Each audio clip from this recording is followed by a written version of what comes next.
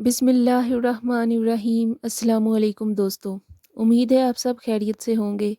ایک نئی کہانی کے ساتھ آپ کی خدمت میں حاضر ہوں۔ کسی ملک میں ایک ظالم بادشاہ رہتا تھا۔ اس کا ایک عجیب شوق تھا۔ وہ جب بھی کسی سے ناراض ہوتا تو اس انسان کو جنگلی کتوں کے آگے ڈال دیتا۔ وہ خونخوار کتے جب اس انسان کو نوچ نوچ کر کھاتے تو ان کی درد بڑی چیخیں سن کر بادشاہ بہت خوش ہوتا اور لطف اٹھاتا۔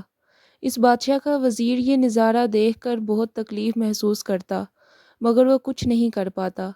وہ بادشاہ سے بھی احتیاط سے بات کرتا کہ کہیں بادشاہ اس سے غصہ نہ ہو جائے۔ ایک دن بادشاہ نے وزیر کو کسی امر کے متعلق مشاورت کے لیے طلب کیا۔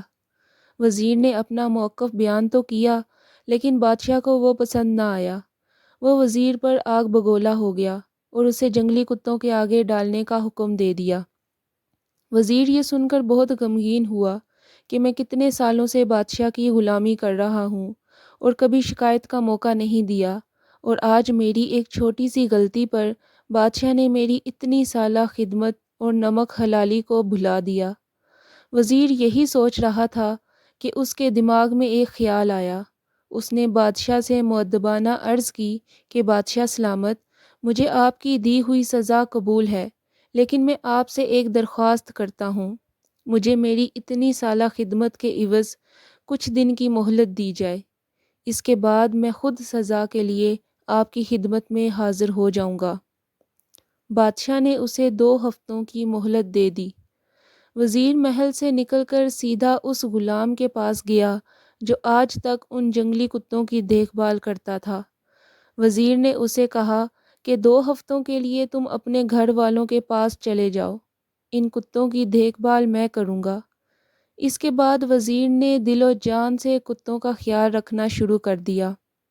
ان کو اچھا کھلایا پلایا، ان کی گندگی کو صاف کیا، ان کے آرام و سکون کا مکمل خیال رکھا۔ 2 ہفتے جلد ہی گزر گئے اور سزا کا دن آ گیا۔ بادشاہ نے وزیر کو میدان میں طلب کیا اور جنگلی کتوں کا پنجرہ کھول دیا۔ لیکن یہ کیا؟ بادشاہ کے سامنے جو نظارہ تھا اسے دیکھ کر بادشاہ ہکا بکا رہ گیا۔ کتے وزیر کو کھانے کی بجائے اس کے پاؤں چاٹ رہے تھے۔ بادشاہ نے وزیر سے وجہ پوچھی تو اس نے عرض کی کہ بادشاہ سلامت، میں نے 2 ہفتوں تک ان لاشعور اور بے زبان کتوں کی دیکھ بھال کی تو یہ میرے غلام بن گئے اور مجھ سے مانوس ہو گئے، لیکن آپ کی تو میں برسوں سے خدمت کر رہا ہوں، مگر آپ نے میری خدمت کے صلے میں مجھے ان کتوں کے آگے ڈال دیا۔ وزیر کے جواب پر سارا مجمع خاموش تھا اور بادشاہ لاجواب۔ دوستو، اس کہانی سے ہمیں یہ سبق ملتا ہے کہ ہمیں ہمیشہ اپنے لہجے اور عادات میں نرمی کا مظاہرہ کرنا چاہیے۔ اللہ تعالیٰ سخت دل انسان کو پسند نہیں فرماتا۔